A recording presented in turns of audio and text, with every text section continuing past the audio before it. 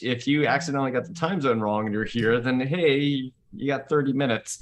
Or if you're watching the recording, feel free to fast forward 30 minutes if you don't want to just listen to us ramble on about nothing that really actually matters.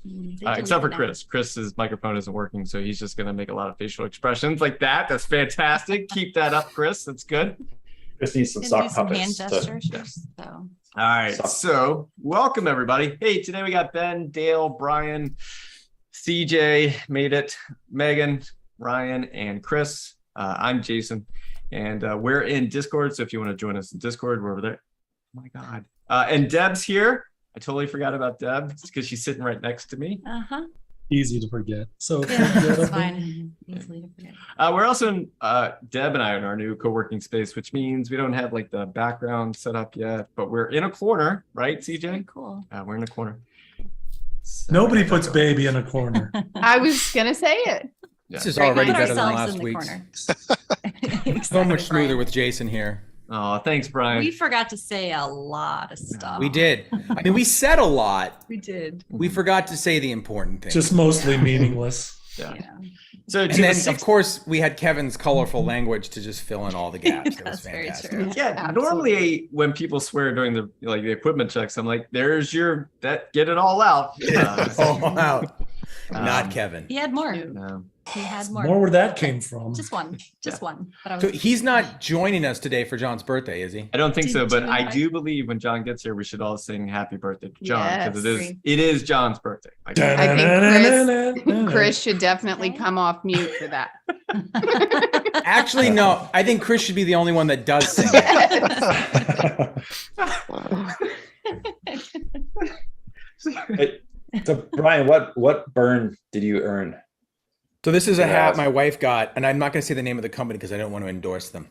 But it's a workout place that it's like Okay. infrared sauna and heat, and she loves working out there, and she got me this hat. So nice. So you don't work out there, but she does. So I'm a little concerned she that does. Ralph just showed up, and Ralph is just gonna like, "Oh, hey, Ralph, we're live, and recording." you're centered. Just want to let you know, Hi, Ralph. Just a hat live, memo. recorded. We're always live. All right, cool. He All always right. does. Oh, John Strand's coming. Oh wait, Oh, is John's that John? here. Is that John Strand? Wait, John, Okay. give it a Because it could be Everybody someone pretend else like that's you're just using the asleep. link. Wait for it. No, I sent this link out to everyone. all 2,000 of them. Son of a. I don't. Yeah, I have exactly. Hey, it's 1,000. John. Oh, Oh my God, the gang's all here. John, Well, we you heard ready? you were going to rant about bad customers, and we are like, yes. I am all about that. You gonna talk about mine? We mentioned it. Yeah, I think there are a few people that are definitely here going, is he going to talk about us? Is he You're going to gonna talk say about us? names. He's going to talk about us? Are we live? Like, Yeah. yes. Oh, Yes. like, Hello. very, very live, John. Like, We're recorded. live We're everywhere live. live.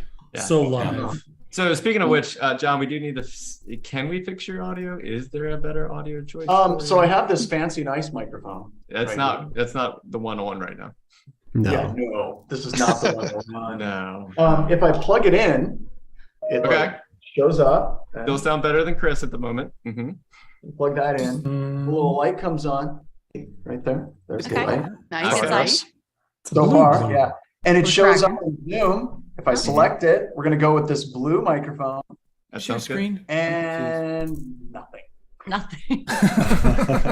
Oh. Nothing at all. Anticlimactic. So, Do you want ours? Here. so we can try. Oh wait, no, that's still the bad microphone. Hold on. Got that. There, now I can hear you. So if I go to the microphone, we go to blue. Okay.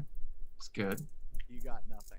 Can't hear. oh, that's No. I can barely Oh, hear I hear something there. It's just wicked low. you. Is there a gain on the back? Can you turn it all the way up? Maybe it's all the way low. No, Turn it I off think it got and worse. on 3 times. Yeah. And turn Reboot. around twice. Now? Yeah. Oh, that's clipping. That's really bad. It's worse than Chris. It's worse than Chris's, yeah. How is that? Maybe- How are we maybe doing it's- there? Maybe it's your Actually, that's laptop a little better than Chris. or your computer. I can I'm gonna adjust go it. silent so we can hear this. I can adjust it. So John, did you sacrifice a chicken first before? We did not sacrifice any chickens when we were doing this. Like no Monkeys? chickens. But what I am gonna do. I'm All right, It everybody. John, it sounds like the audio coming from the blue microphone is the right volume, but your computer might have it set too low going into Zoom. Is my theory. Yeah. He's our Thing. sound guy. That's his thing. It's almost like we hire him to help us with this stuff. The Zoom dude. Okay, so if that doesn't work, I want all of us to make our audio sound worse than John, so that way his sounds the best. There we go. Okay, That's what we're that's gonna easy. do. That's what we're gonna do. Yeah, we'll just go through our webcam mics at that point. Chris, don't change a thing. You're perfect. I agree. I agree. You know what's bad when you have to hold up cards. That's how bad it is. You just have All right. Can you guys hear me now? We can. Better. Yeah. I Is hear that it. better? Yes. Yeah. I don't know. Yes. I don't know. I think it's You don't know? It's Tap good. the mic. Is it the right mic? It is. This should be the blue microphone. Let me scratch it. Oh, Oh, Yeah, yeah. yeah. Oh, you scratched it real It's, good. it sounds nice and scratchy, but that's what we wanted at that Right in that my moment. ear. What I did is I went into the system settings, Uh-huh. switched it over to the fancy blue microphone, Okay. and the volume automatically dropped to like nothing. And I did exactly what Ryan told me to do. Yeah, and it worked. You I'm nailed so it. happy that it worked. Now I need to Good make job. sure Good it's job, on Josh. Magic Mushroom. It's on the Okay. mushroom setting. So this is the mic to use today then, correct? Yeah. Yes. Yeah. All right. Ryan, when your paycheck shows up this week, this is what it was for. Yeah. Ready? And who knew that on the fantastic. pre-show today we were going to learn Sounds how like to funny. set up and work a microphone? Yeah. So Chris, what I'm telling Step you by is step. you need to do what Ryan tells you to do. Mhm. So Uh, Ryan is Except for- wise. I wish my good mic got here in time. We do too, Chris. We do too. You making these? I'm I know. considerably concerned that Chris is going to hold up like a ransom letter or something that says he's in trouble. So I'm wondering, did Chris print these all out in advance, knowing his knew. microphone was that good, or did is he printing these like That's on the so fly? funny. Oh my gosh. It's This amazing. was all pre-staged. He's been working. At He's got a label first- maker. He's just printing them out. At first, I thought it was his handwriting, and I was like, "Oh my gosh, that is amazing!" No. Yeah. His handwriting is fantastic. Yes. All right. So can you see my slides? Yes. I see a browser, the whole thing. Oh, Do you Oh, still oh, No, that's not what you want. that's You don't not want it. that. No, no, God, oh no. stop that? Stop that. Stop No. showing that. Don't show your calendar. Don't show your calendar. All right. Again. All right, let's try this. Let me do something. I'm dragging stuff around on different screens. Dragging. You ever wonder what it would have been like to watch Rome fall? Here it is. Oh. Did you guys see? my calendar. I thought I don't know. Nope, nope, but it was one of the tabs, and I just want to make sure. You Oh, didn't yeah, close we something didn't wanna see and- that. No. Hey, whoa, what are you doing? What are you doing? All right. Close those tabs. Everyone knows How's that? Oh, you're scaring the heck out of me. No, it's, I don't know what this is. John. No, man. No. We see your Zoom browser right now. That's what we're seeing. Okay, we're gonna close that one. Oh, thank you. Oh. Thank you. And now we're seeing a big giant black rectangle. And the robot's fantastic. Let me do Yeah, this. yeah. How about Okay. that? That's the slideshow. Yeah, there we go. There we see slides. All right, so here's what I love about John's slide today. There is no title slide. He's just like diving right into it. He's like, "Here we go, everybody." There's I'm no cover so page. I'm so over title slides. Everyone's got their pet peeves, pineapple on pizza, Ew. Ew. Bush Light. Hey, what's wrong with pineapple pizza? It's called Hawaiian. Yeah. Exactly. Exactly. There for All a right. reason. So for the 110 people here earlier, or the people watching online, the live streaming it, wherever, this is not the webcast, but it is Better. similar to what the webcast would be like. Yes, just less people. Wow, confidence. Thank you so much for joining us today on this Black Hills Information Security webcast. If you don't know who we are, I'm Jason. This is Deb. I didn't want to forget her Usually this time. forgets me. It's fine. We got Dale, Ryan, CJ, Ben, Megan. You could have put that in your name. You could have just put Chris that is right our in that little local- box. Chris is our resident mime. Oh, Chris is like that Bob Dylan video. Can you put it back up? we got Ralph, we got Brian and John. John's going to give the presentation today, but I'm pretty sure CJ or Brian could also give it as well. And then we have Dale and Ben and Chris who deal with bad customers. Not necessarily. They're not bad customers. Wait, they're not bad Not customers. bad. Bad customer experiences. So Right. Thank you for the Very clarity. different. There it is. I'm a little hazy about this bad thing. Yeah, I'm pretty sure at least 100 of the people here today are like, is it me? What, Yeah. was- They Yeah, also got am in I- early. Am I this customer? Am I the baddie? Am I the Answer is baddie? no. Are You're we the not. baddies? yeah. Yeah, I remember I did a Reddit thing once, and I was talking about tough customers, and like this one person just, I can't believe that you would say that any of your customer experiences are bad. Rah, rah, rah, rah, rah, rah. I'm like, you can take it however you want. You know, Obviously, you haven't dealt with bad customers. yeah, clearly you haven't been doing this. Or not bad, challenging customers. So at Challenging. even at the comic shop, we had some customers that were challenging. And then if anyone ever came into the comic shop and then wrote like a bad experience and gave us like a 1 star or something, I would screenshot that, throw it on social media, and say like, "Hey, this person didn't have a good experience today." And then I have like 90 people who would then respond with all their positive experiences. And so you can't please everybody. So That seems very passive aggressive. Yeah. Well, speaking of passive aggressive, Very seems to be a theme. This webcast is. So Jason, for pre-show banter, should I give the avocado incident story, Brian? Not. yes. Okay, so you talk about bad reach. Chris is like, yes, the avocado. Okay, so the avocado incident. And this is going to be cut before it gets loaded up to YouTube, right? Yes, sure. All right, awesome. That's great. Absolutely. Didn't go into the best of pre-show banter. It's going to be one of the title tracks, track number 2. So the avocado incident, years ago, Brian and I's mother, she was passing away. Rita was passing away from cancer, and she was fighting it. And we were going down to Cancer Treatment Centers of America down in Arizona. And my father and my mother came up to Scottsdale, where I was teaching at the time. And my mom, at the point, the only thing she could eat were like avocados. And she was just like, it was avocados and guacamole. That was it. So there's a steakhouse that's next to the hotel where I'm teaching in Scottsdale. So we go in, and my mom brings in this avocado because that's literally all she can eat without like throwing up.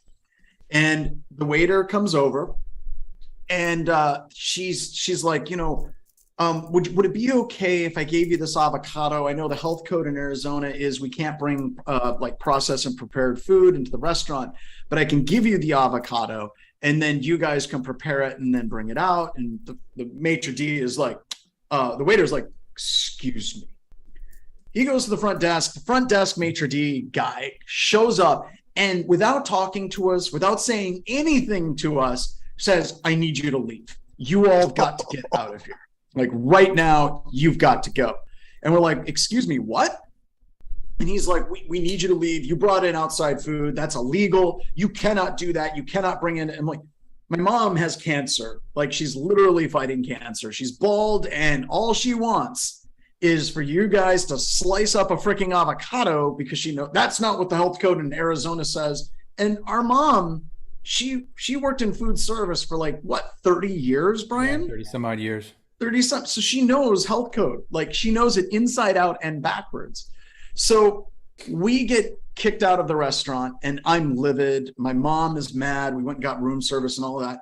And I'm presenting that evening. I'm doing an at-night talk that starts at 7:00, and I'm mad. So we go through, and I'm giving my presentation. And at the end, I said, here's what I want us all to do. We've got like 100 people in the room. I want us all to go over to the hotel restaurant. And I want everyone to kind of line up and go up and say, hey, would it be possible to get a table? And by the way, I brought in an avocado.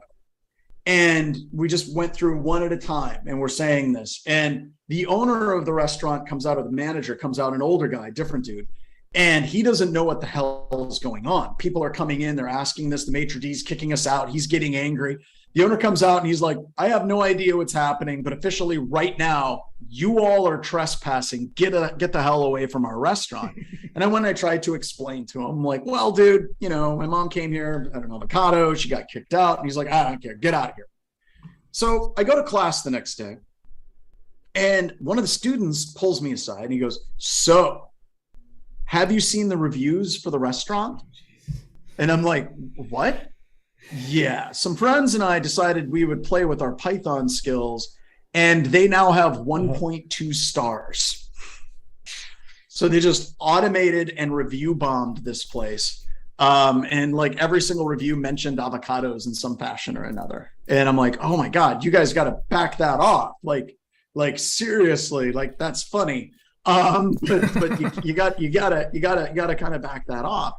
And while I'm talking to them about it, all of a sudden a guy in the back of the room of my classroom is like, that ain't nothing. I'm like, so I go to the back of the room and I'm like, what's going on?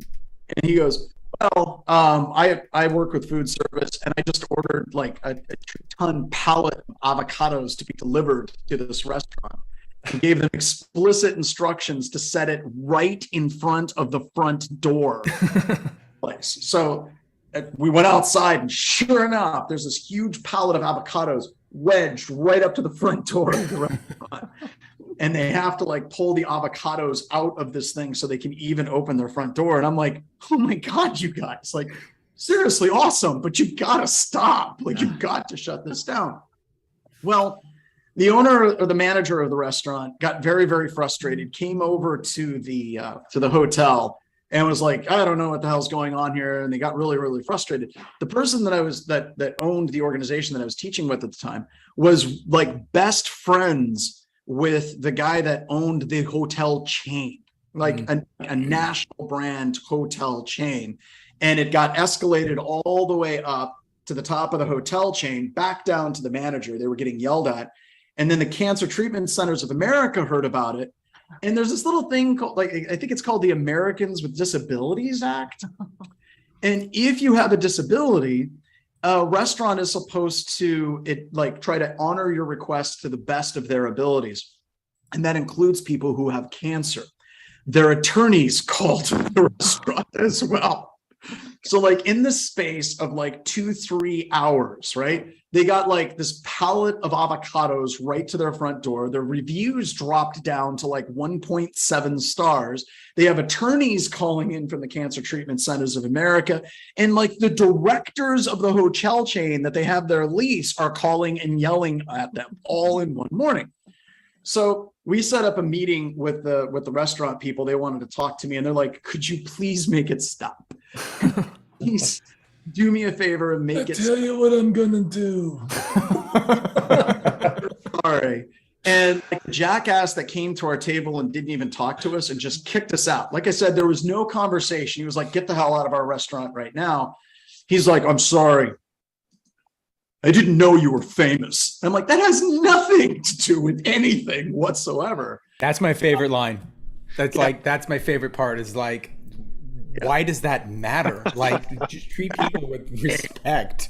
But that for me is my favorite review bomb thing. And the thing that I think is the best about it is the absolute joy that Brian and I's mother got out of this entire thing. Whenever I was telling her the story that next night, she couldn't believe how badly it went for the hotel restaurant. So that's the avocado incident for review bombing. And once again, I had nothing to do with the review bomb. I had nothing to do with the avocados. I had nothing to do with anything. Any rebombing or rebroadcast of this denial of service attempt is the explicit permission of the NFL. So moral of the story is if you mess with John, you'll get avocado. No, don't mess with Don't be a hackers, jerk. period. A-holes, especially the people who have cancer. Yeah. Okay, Just don't be an a-hole. Don't should be an this. a-hole. Yeah. Is actually the real moral, but watch Yes. out because avocados could be the punishment. Avocados can be your punishment. Absolutely. I actually had a customer yesterday on a call. It was like a partnership call. And they asked me, what is one of our 3 models of business that we ascribe to? And I What's was your so motto? tempted to just tell them, well, one of them is don't be an asshole. Like, just don't do that. Like, I don't think they would have taken that very well, though. No, they wouldn't have taken that. Or do cool shit with cool people. I said we do cool stuff with cool people. I softened it. Actually incorrect. I have a slide on that. It's definitely. Hey, so that's not the webcast, but it's very similar to the way the webcast is going to be. We also learned a couple things. John's internet gets a little spotty every once in a while, so CJ and Brian, be prepared to jump in case we need to. Oh, I did some things. I got a UPS system down here, and then got cell internet right here. So we've got battery backup today. We're set up. That's fantastic. All right. And if you have never been to a Black Hills Information Security webcast before, welcome. We know there's going to be a lot of new people here today. Over 2,000 people registered for today, so we're going to have about 1,000 to 1,500 live attendees, which means you're going to have a lot of fellow attendees here with you today. So if you want to join us on Discord, which is what I have up right now, you can actually see it. Please, please, please, please, please don't post anything that would be bad. Because or objectionable, maybe offensive. At that point, I will ban you for life, and then you'll just never be able to be here. It is the InfoSec knowledge sharing Discord. It used to be the Black Hills InfoSec Discord, but we outgrew that because there's now 30,000 members, and pretty much you don't even need us anymore. You just talk to each other all the time in all these different channels. And it's also the robot head. So if you used to go to here and you would see the Black Hills logo, it's now a robot head. And so you can just go ahead and join us here. But the head is the robot Discord head. symbol. Yes, it is the Discord symbol. Yes. Oh. Oh yeah, it's the Discord Is it? symbol. Oh. It was a collaboration.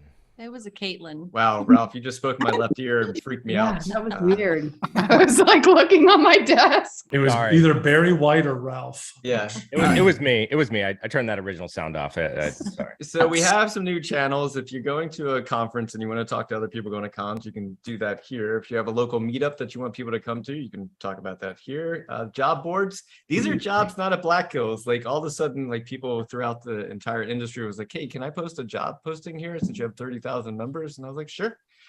So these are jobs everywhere. And we hear of people getting jobs here. And I do recommend if you see someone posting a job, just click on the name of the person, like reach out to that person. You don't necessarily have to go through, do the normal things of going through. We have career chat here. It's one of the most active chats. So you can talk to other people.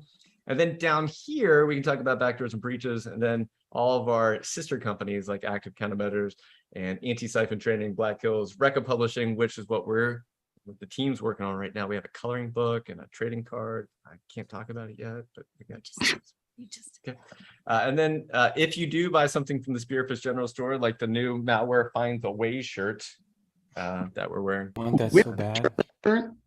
That shirt. Yeah, I've been trying to order that too, but being Canadian, I've been slighted and I can't choose Canada from the shipping country. Yeah, so the thing is, we've had issues shipping internationally, and we're working on it. Hopefully by the end of August, we'll be able to ship internationally. So Dale, I am sorry. Sorry. No, you're not. So sorry. It's a Canada joke. Oh, sorry. Hey, Brian. He never hears those. You never hear those ever. We did none of this last week. Yeah, We did. We actually joked that we should have done it. So I was like, at this point in the pre-show banter, this is where somebody would be like, hey, post a GIF of where you're at so we can all guess where you're from. And nobody did it, I don't think. But, we at least kind of touched on the fact that we were inept. Yes. Good. We mentioned if Jason were here, this is what he would do. Yeah, and you totally can post a gift in Discord of where you're from. Moth is from hell. Look. Texas? I don't understand the Japan, the watermelon one. Crap. I'm right behind you. That's in the wrong channel. Also, John, your audio is getting a little more garbled as time goes on, but I think. Yeah, I don't know. I could try Oh, switching. there you are. That sounds good. I think it's just gonna. I think I just need to talk about. I think what's going on is because I'm muttering and agreeing with you. Zoom is compressing it, so it sounds weird. You still sound better than Chris. All right, that's all that's the Chris threshold. That's all we're looking at. That's a low bar, but let's I keep agree. going. All right, so we got 7 minutes till the webcast starts. We are Black Hills Information Security, and I want to ask everyone here, not just you, but like all the audience, please join us at Wallace Hacking Fest in Deadwood in October. And so if you are inclined to join us in person, do that. If not, join us virtually. But all of us, almost all of us, I think all of us are going to be in Deadwood in October for Wallace Hacking Fest. It's a chance for us all to get to meet you, because instead of talking at you, we get to talk with you. And so if you like free show banter, we get to do it in person. There was someone that came to San Diego and was like, I love free show banter. Like, thank you. Thank you. And then we started bantering. It was like the most fun I had at San Diego. It was just like actually bantering with the people who enjoyed pre-show banter. You're so like, we're doing it right now. I know. This is it. This is what it's all about. Everybody that comes, we're going to take you out for a steak dinner. Every last attendee. gets a dinner from us. It's good. And it's delicious. It is fantastic. I was actually very impressed. I don't eat the whole day leading up to it. I fast. Saved up. Starving. If we have vegetarian options. We do. We have vegetarian and like non-steak options. Yeah, you can have the beans with the Steak. pork. That's the Beans were vegetarian good, too. option. Everything was good. No, the beans. Yeah, it's riddled with bacon. What about the Yeah. potatoes cooked in bacon grease? Is that the vegetarian option? The potatoes are just cooked in bacon grease. So So let's talk about the bad things. So wait, what is our vegetarian option then? Do we know? Salad. We'll get back to you on that. Okay. All right. It's an avocado. Yeah. Yeah, it's gonna have to be some form of guacamole or avocado. Yeah. Yes. I think it's going to have to be avocados. I'm a little concerned to go check our Google rating now after that. story of, You like- did. Funny story. My favorite Google bomb rating was when John called me up back in 2013, maybe longer than that.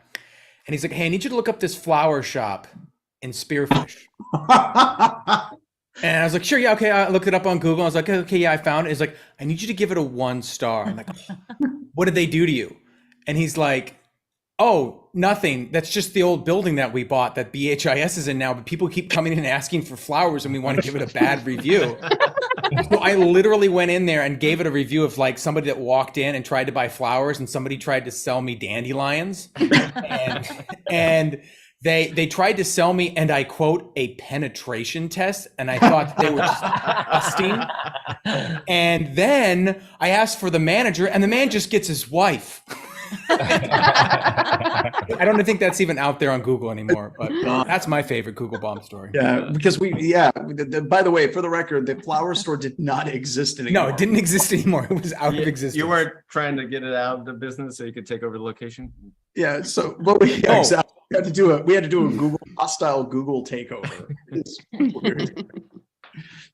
No, they had bought the building, so they were no longer there. All right, everybody, 4 minutes, 4-minute warning, 4-minute warning. I am not going to be able to stay. That can't make it to Wild West Hacking Fest, but remember, it's all available online except the Yes. steak dinner.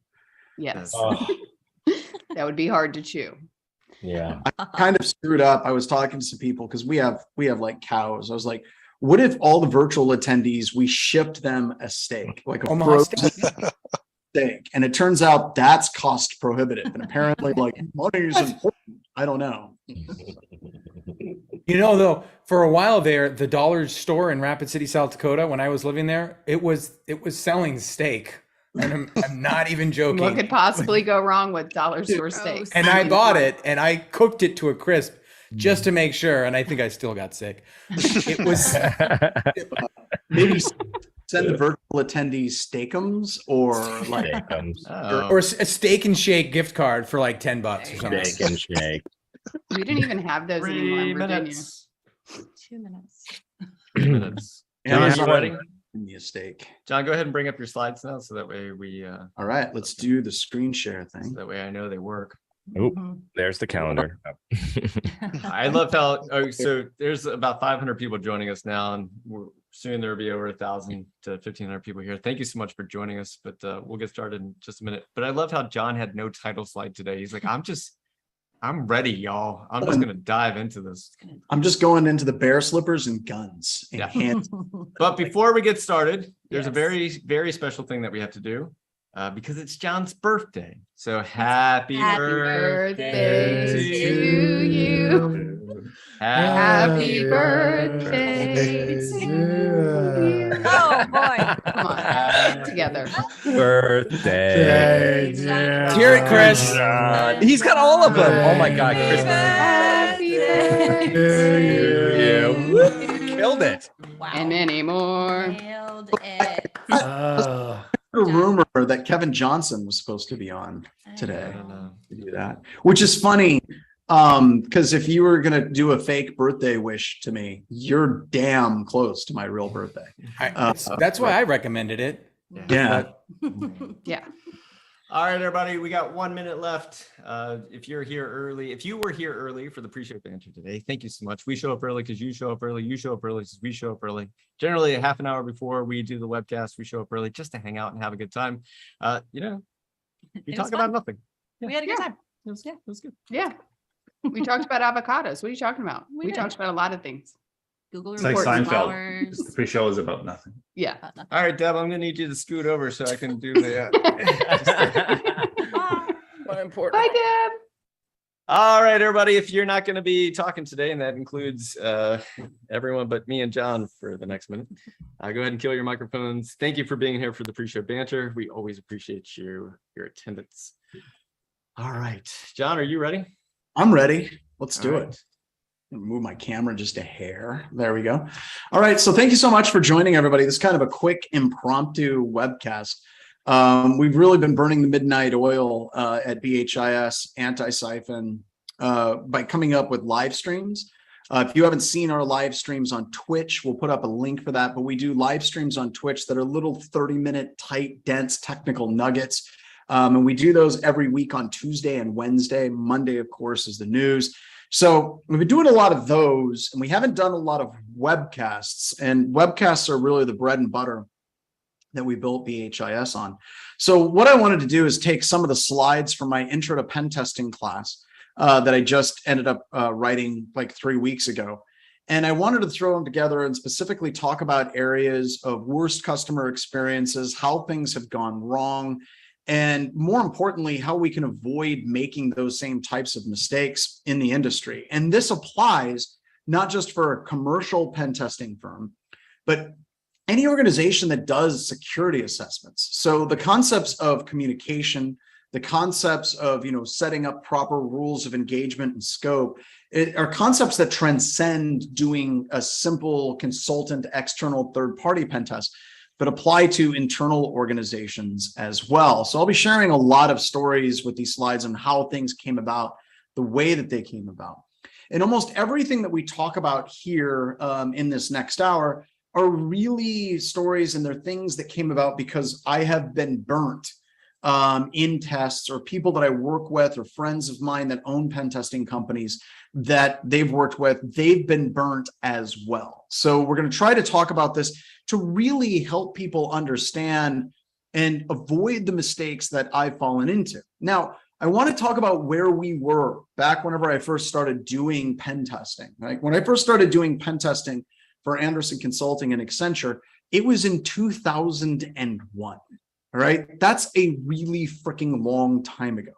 And to give you an idea where I was at like 22 years ago, one of the first things that I was asked by my technical manager to do was to run Cisco NetRanger, which is like Nessus, but Cisco's product, which was really expensive back in the day, and run NetRanger against all IP addresses.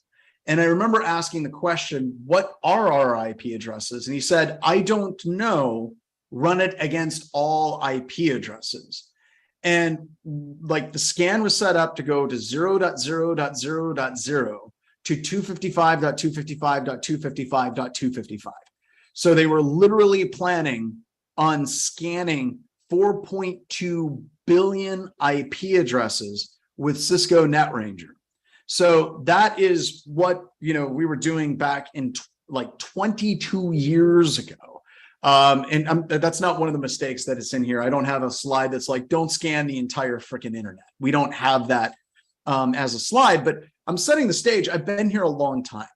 And even whenever I was pen testing with Northrop Grumman and Accenture, the whole skill set of being a penetration tester or being an ethical hacker was this weird skill set that you hid. Like you didn't go around telling people it's like, oh, I'm a hacker, because in mixed company and IT, there was literally nothing good about being a hacker back then.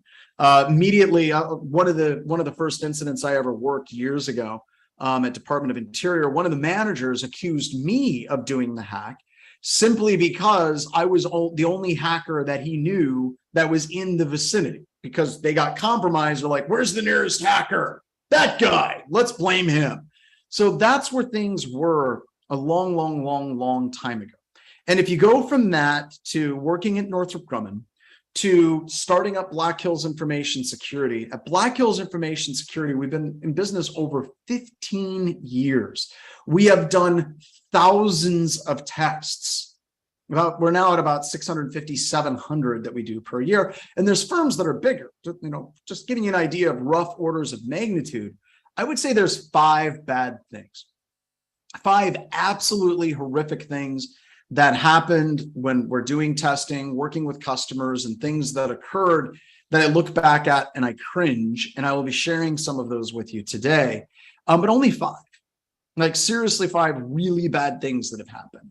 I would say that there's dozens of little annoyances when we're working with customers and something starts going sideways, and how this, how communication worked, or expectation management, or all of these different things. There's a few dozen little annoyances that didn't really put the entire contract of the company at risk. But the big thing that I want you to take away from this is there's literally thousands of things that make me smile. There's literally thousands of tests and customers that we've worked with. Whenever we talk about them internally at Black Hills Information Security, they make us smile.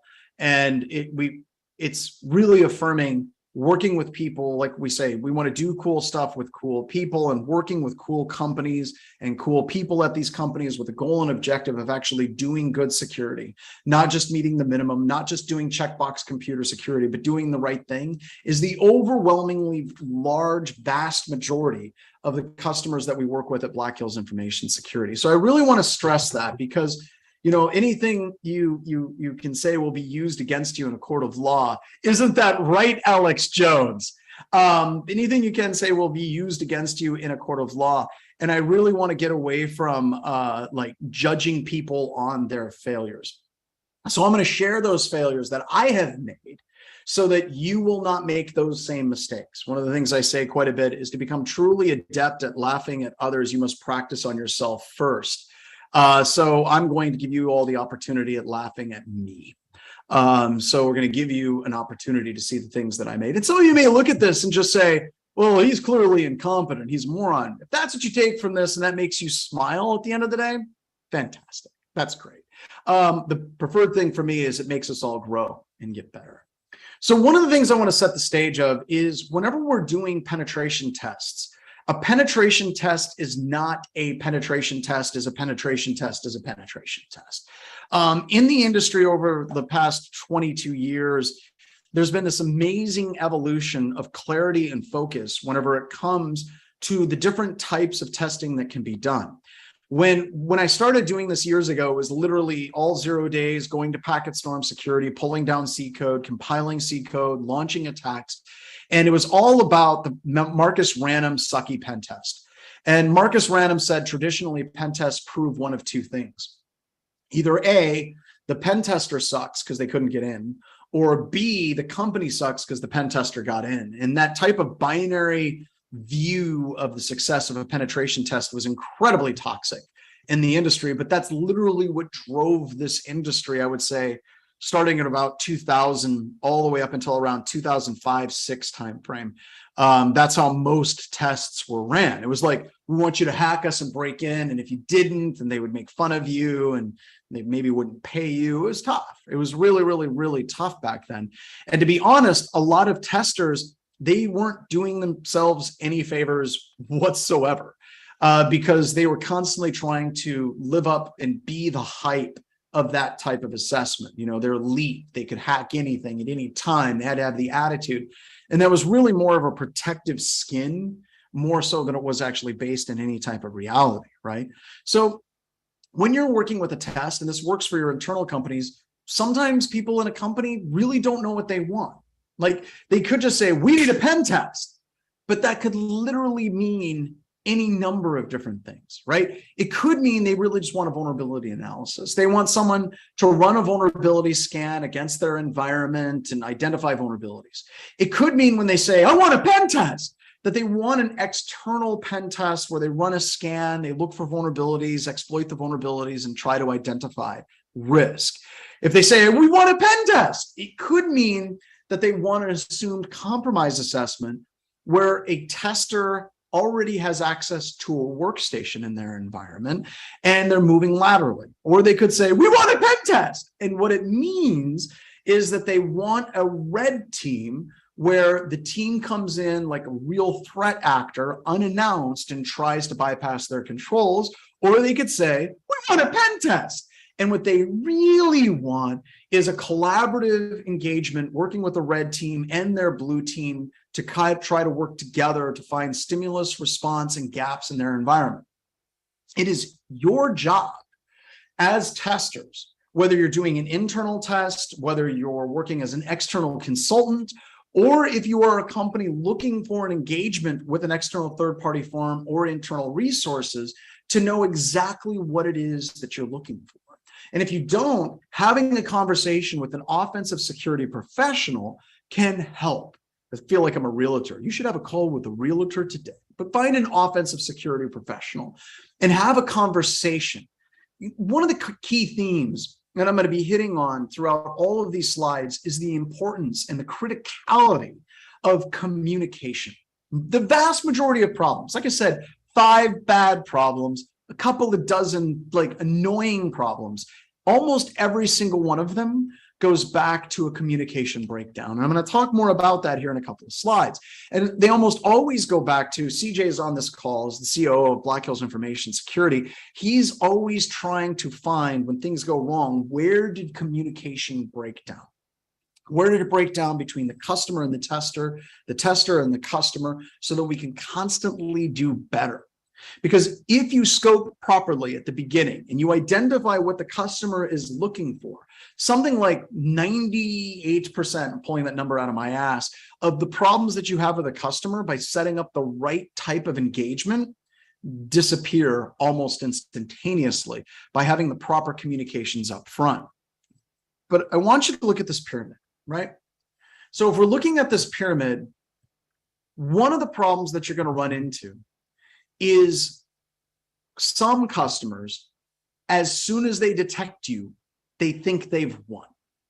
Like they immediately see an attack from an IP address, let's say it's from Black Hills Information Security, they block it, they start high-fiving, they're popping champagne, like, they're all crazy and they're all happy. But anytime that happens with a customer and they get all excited about detecting us, there's been problems. And ultimately, those problems came down to communication. So if we're doing something like an internal network penetration test or an external network penetration test, that really isn't stealthy. A vulnerability analysis, totes not stealthy whatsoever. We aren't trying to be stealthy. Even assumed compromise testing in most situations isn't stealthy. Purple team, almost never stealthy.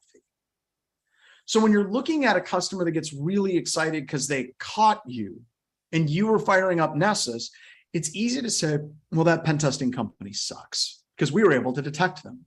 Not necessarily. Not necessarily. It goes back to expectations management. So we have an ROE template that I share in my intro to pen testing class. We share a condensed version of it. And the big part of that is sitting and going through and saying, what are you expecting? Do you expect that you should work with us and we should work with detections? They're going to go back and forth. Are you trying to make it super stealthy? One of the hours that we're allowed to actually do testing. And I can give you a couple of stories on how this went horribly, like really wrong. All right. First story is we were doing an assessment against a cloud like e-commerce site. Okay. Fairly large, maybe not a household name, but a fairly large e-commerce website.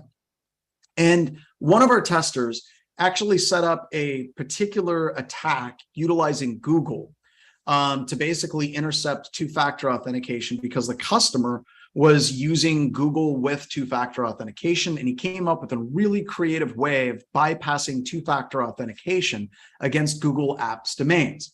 He set it up with a personal email account that was a burner account on a completely separate domain from Black Hills Information Security, basically worked all of that out to launch the attack at this particular organization, launched the attack at this organization.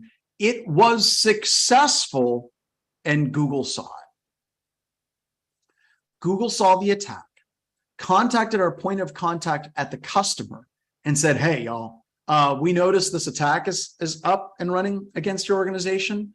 This attack was pioneered by Black Hills Information Security. Are they currently testing you?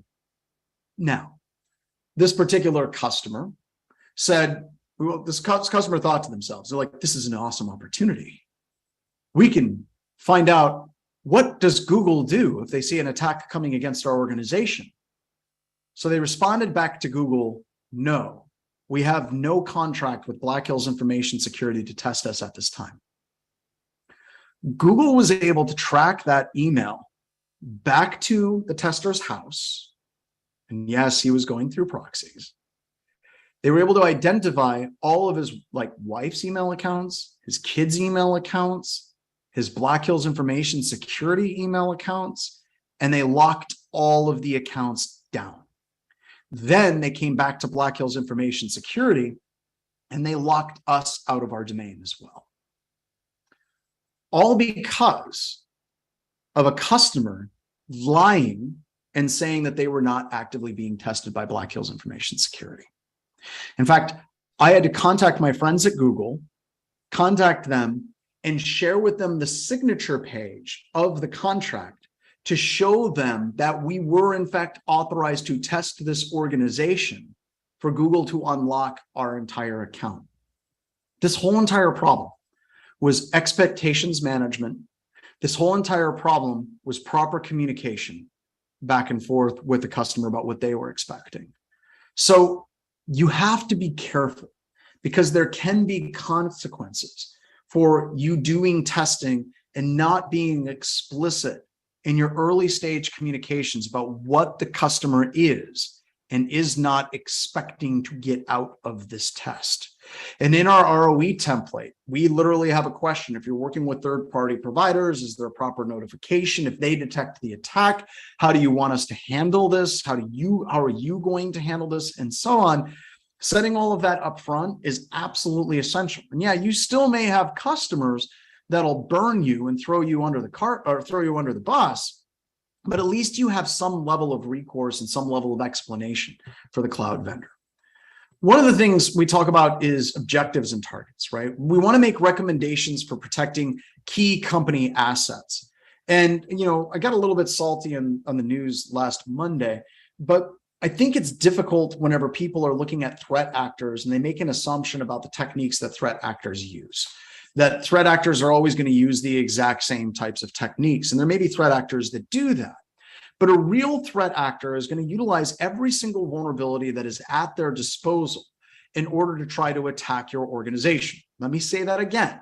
A real threat actor is going to use any vulnerabilities at their disposal to try to break into your organization. When we're talking about a targeted, real person, hands-on keyboard attack, that's just what they're going to do. And we as testers need to know what are the key company assets that you're the most concerned about an attacker actually getting access to it, because we want to go down the right path. Let me give you an example. We were doing a test against a power company on the East Coast, fairly large power company.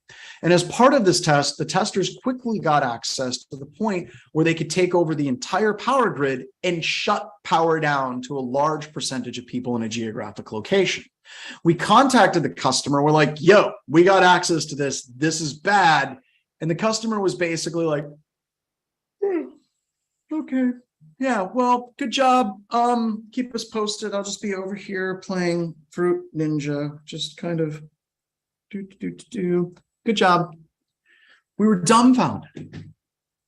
We made an assumption as a testing company that the ability to shut down the power grid would be the most important thing. We didn't even ask.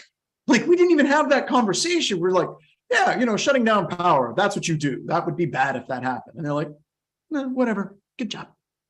Testers went on a little bit further and they gained access to an Excel spreadsheet that had salary information for every employee at this organization and bonuses associated with the employees at this organization, all hell broke loose.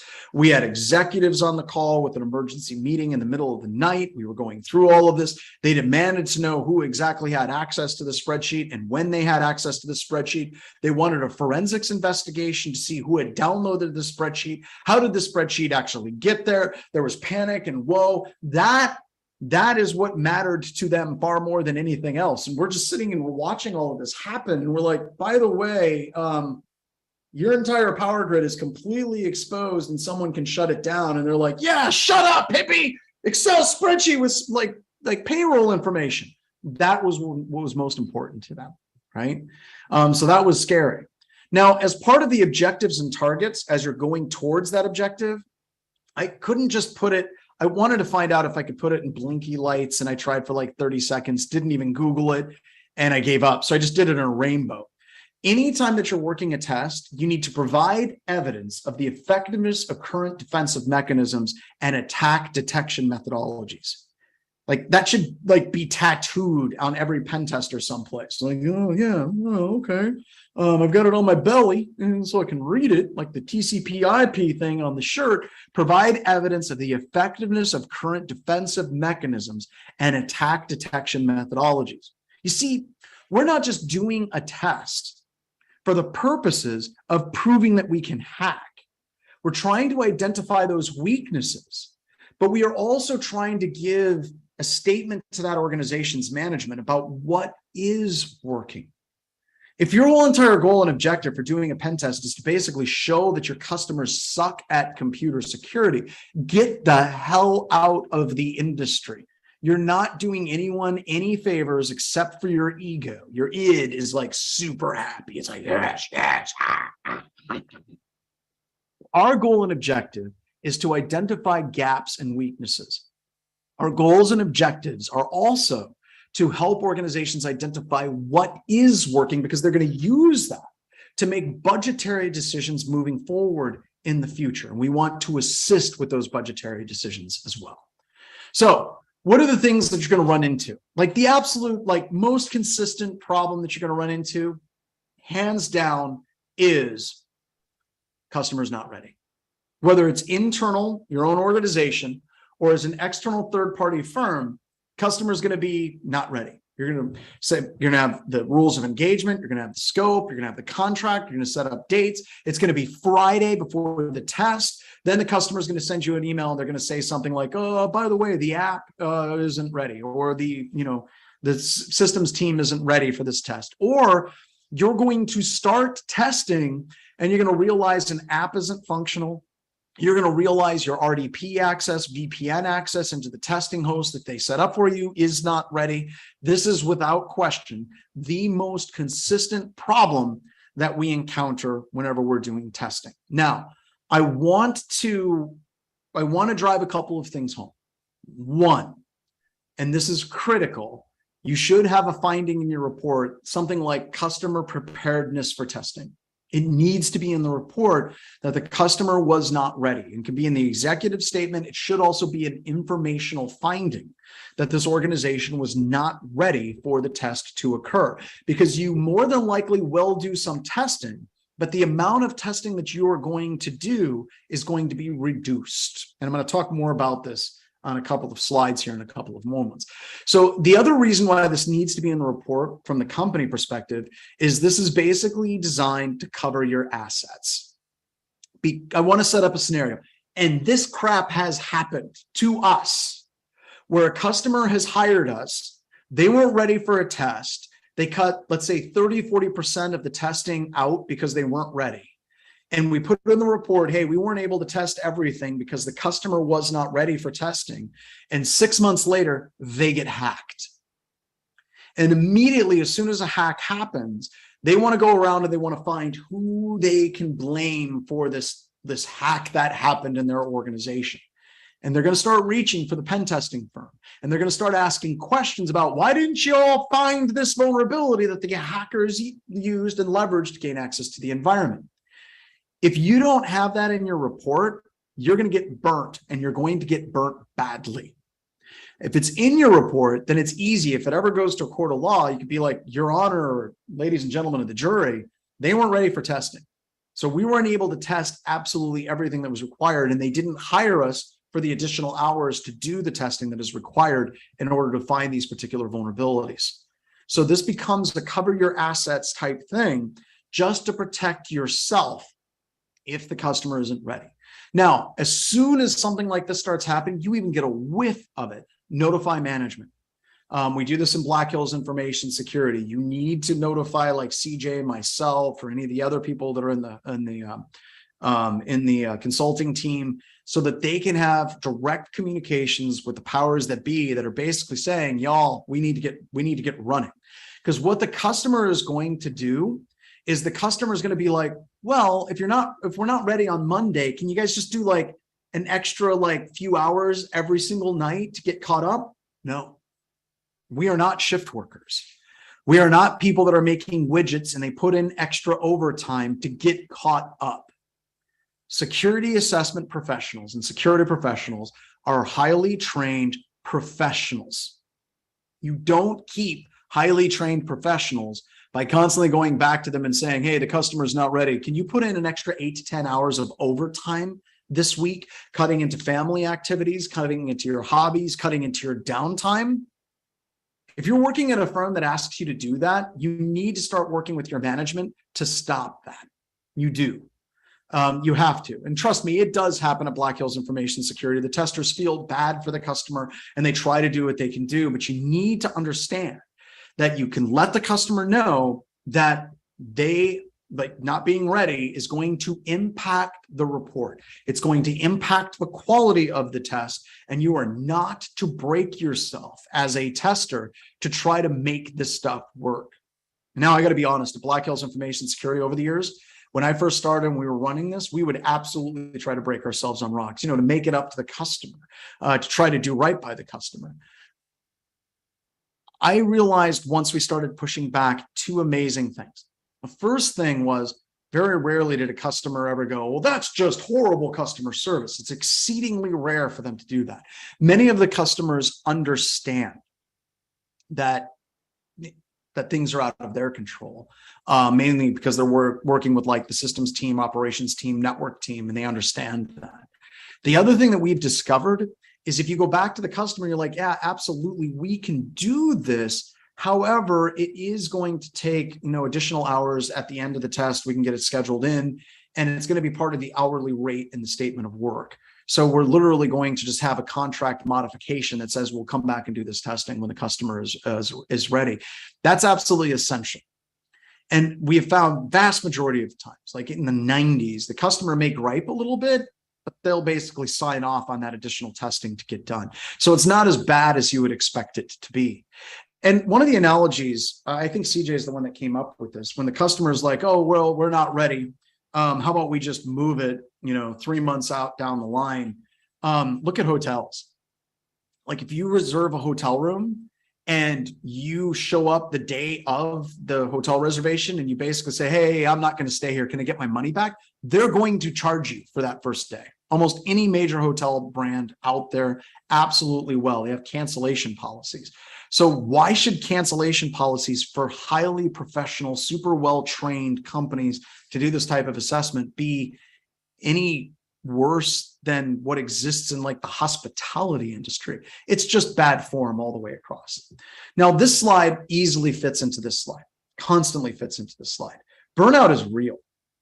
Burnout is absolutely a real thing when it comes to testers. And I want to give you 2 separate examples on how burnout happens. 2 opposite ends of the spectrum. Burnout happens all the time. Okay. First one is things are going great and they're only getting better. I'm doing all right. I'm getting good grades. I've got to wear shades. The tester is testing. They're popping shells. They're getting domain administrator in multiple different ways. They're finding brand new 0 days and hence unknown vulnerabilities that people hadn't seen ever in the history of computer security.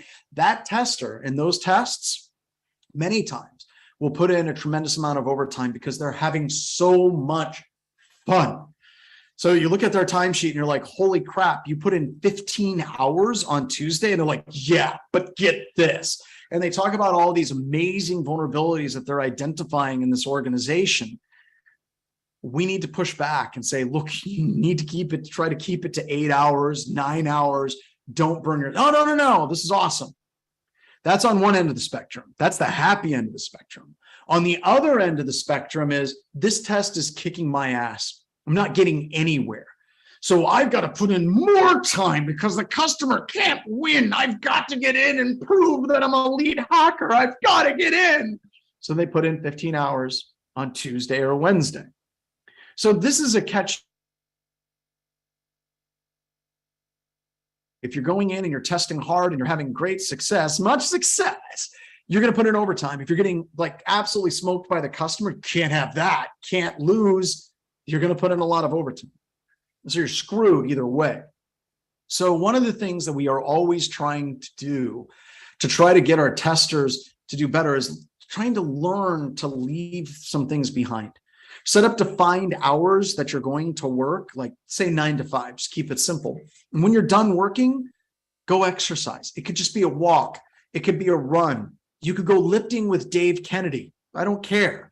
You need to have a definitive break in your day. That is that delineation between work time and me time.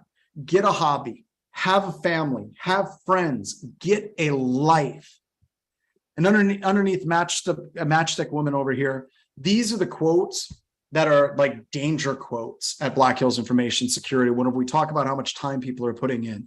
No, it's cool. I love what I do. I'm having a great time.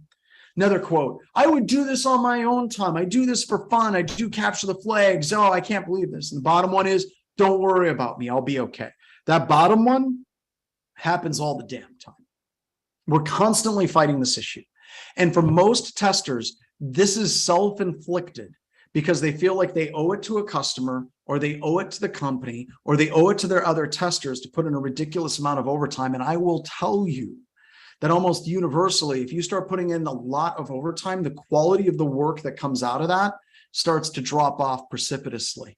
So you need to try to find those places where you can break up and say, this is my work day, this is my family day. And here's a weird thing that happens. Whenever you split that time and you go into home mode, this is weird. Many of you are still working.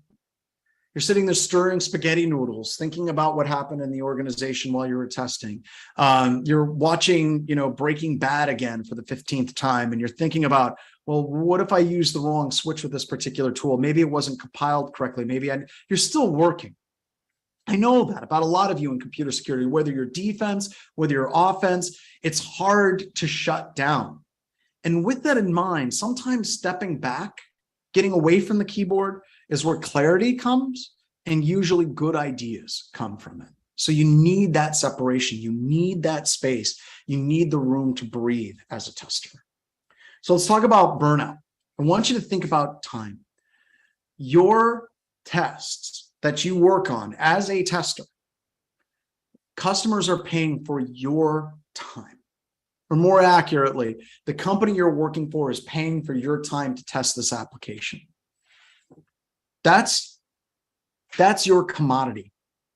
That's your life. That's what you bring to the table. They're paying for that.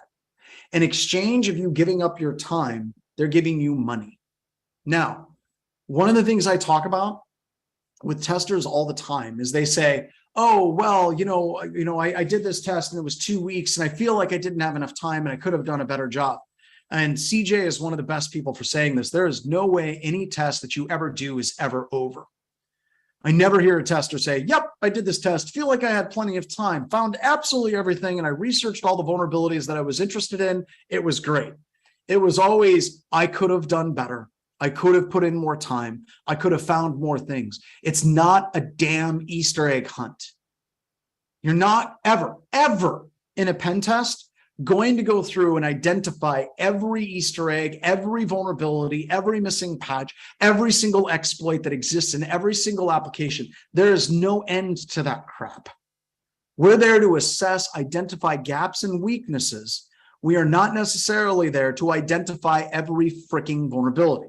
We're there to identify what are the gaps and weaknesses in this organization's policies, processes, and procedures that allow these particular vulnerabilities to manifest in the organization. And we're working with them to try to develop these controls, be it patching, vulnerability management, user awareness training, that they can improve to reduce their risk profile. All right. No test is ever done. If you're working overtime, you're only hurting yourself. Even if you're getting paid for your overtime, you are hurting yourself.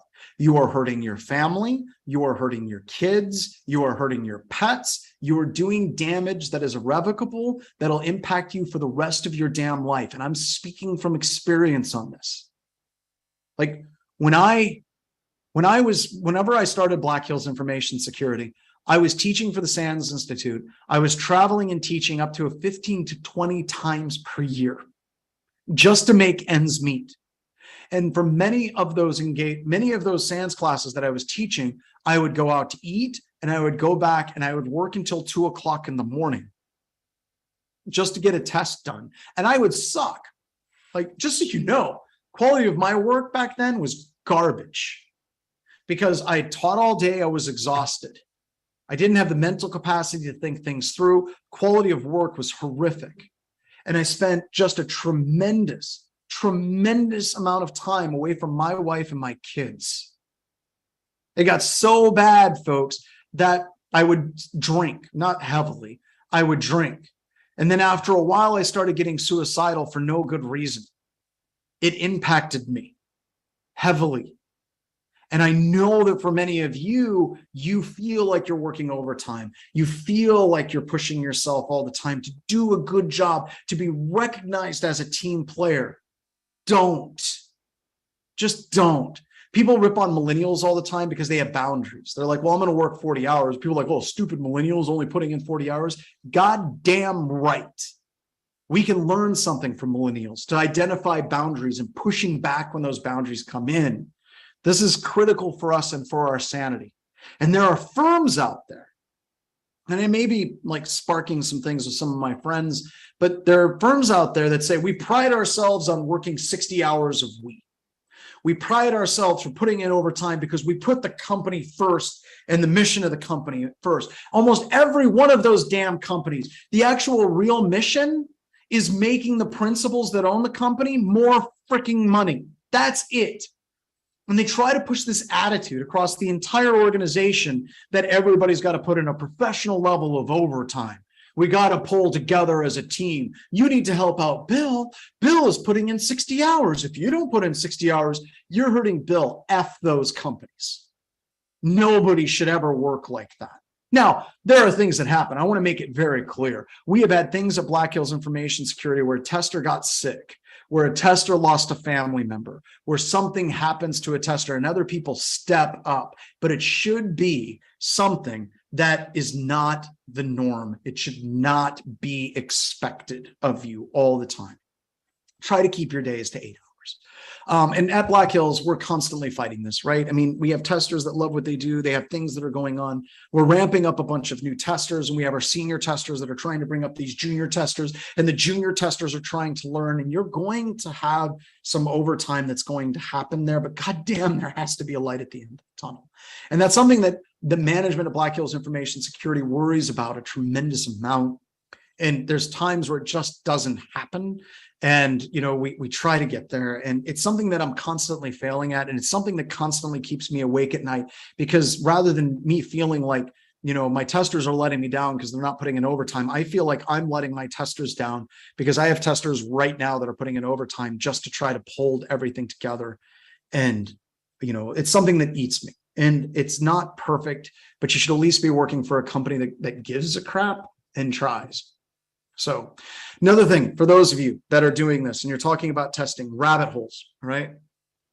One of the big problems that we've seen over the years, and it's much, much, much better now because we've kind of implemented this particular policy across the organization, is the 5 and 5 rule. So let me give you the worst case scenario. A tester is doing a test and they find a bright, shiny object. They find something that they think that they can exploit on Monday. And then they spend Tuesday, Wednesday, Thursday trying to develop an exploit for that bright, shiny object that they discovered on Monday.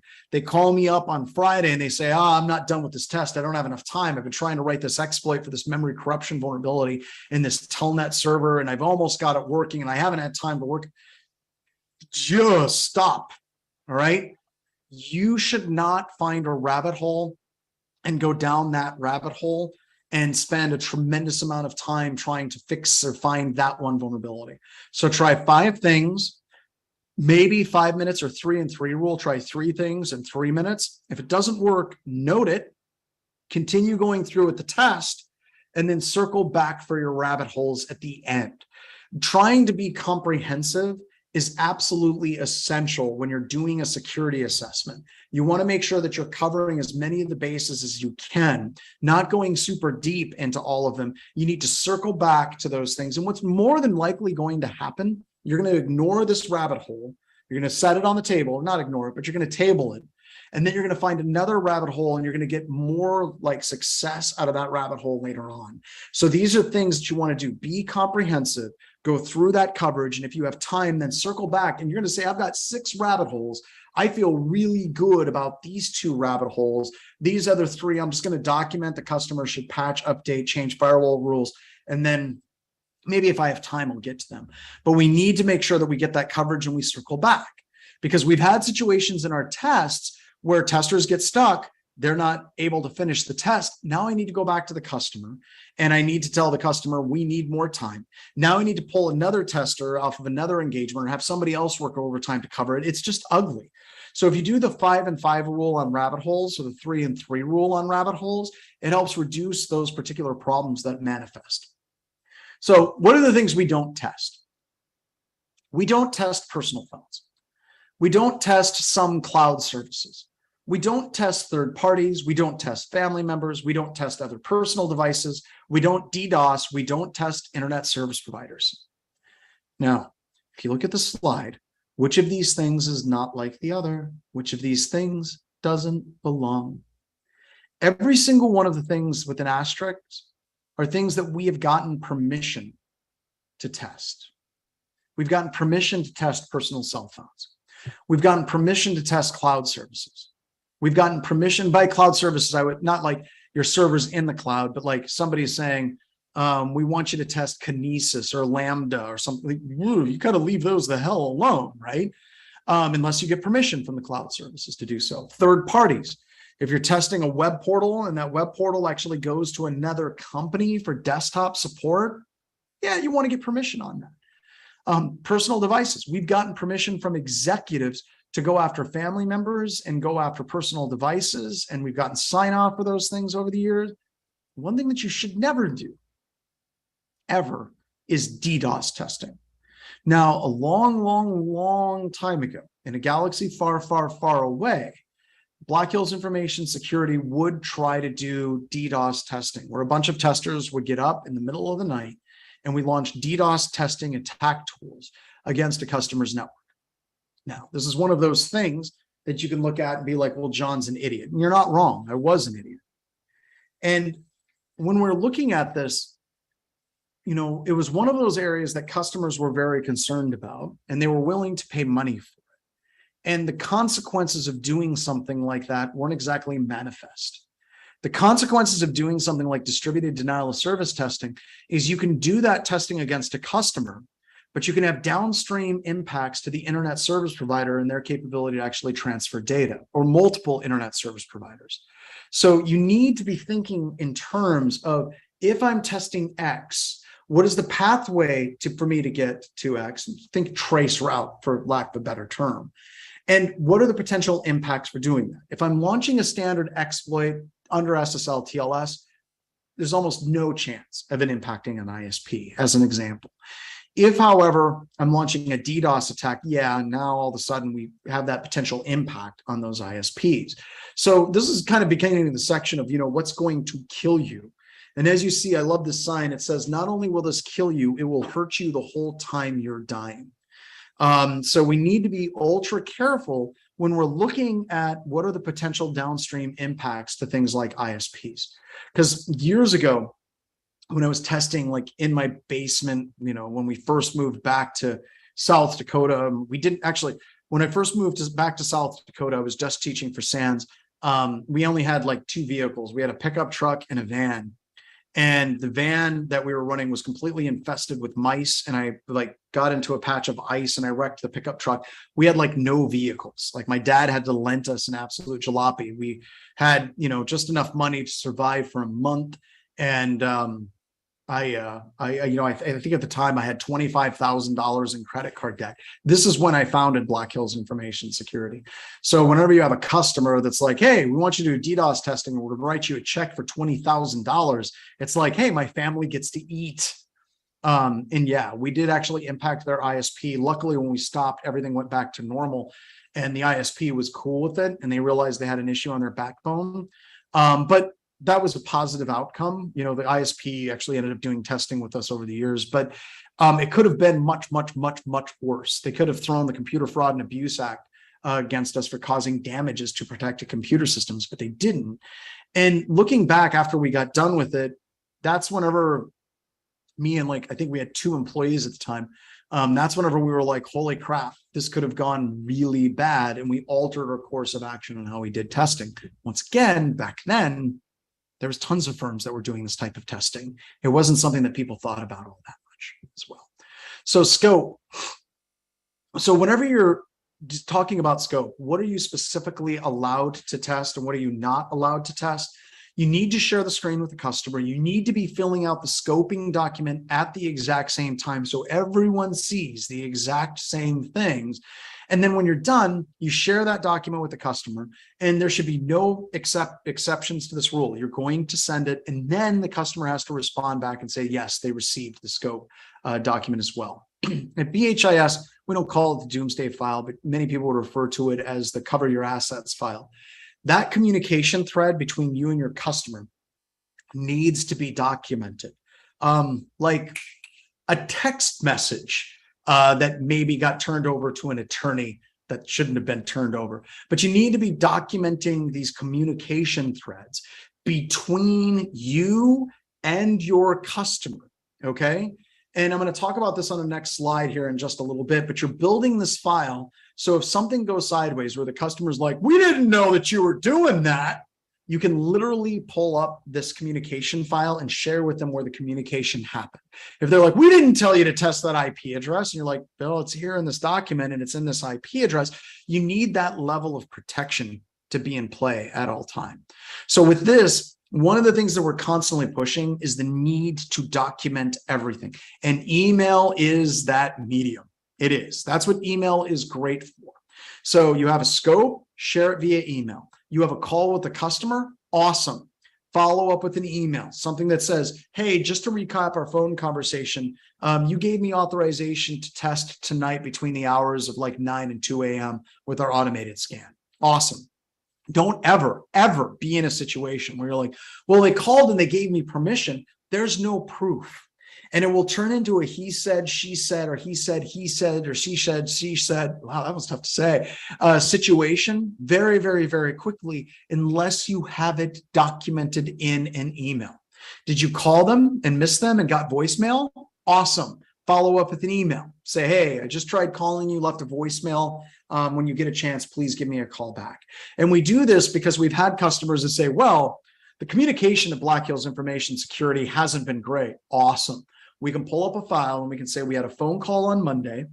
We tried calling you on Tuesday in the morning and there was no response. We tried calling you again 2 hours later. There was no response. We followed up to both of them with an email saying that we actually called you.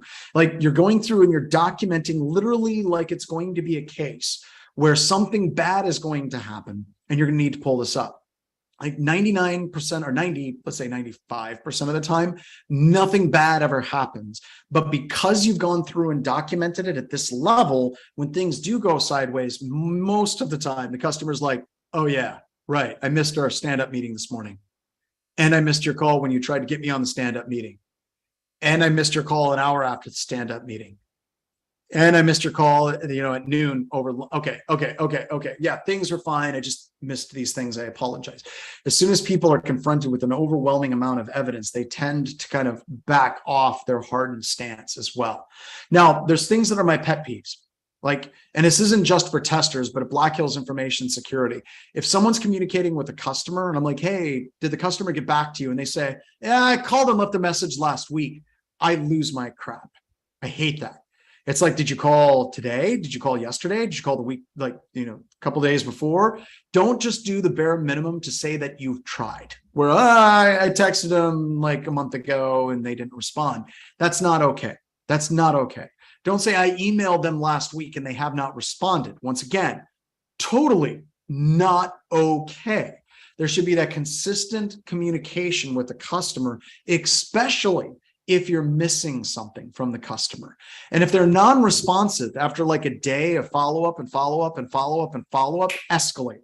Go up to management, go up like for BHIS, come to me, go to CJ, go to somebody that we can get somebody else on the phone. And if you get somebody else on the phone, you're like, hey, we're trying to get a hold of Bill. Is he out or something today? Because we tried calling him yesterday like 3-4 times. There's no response.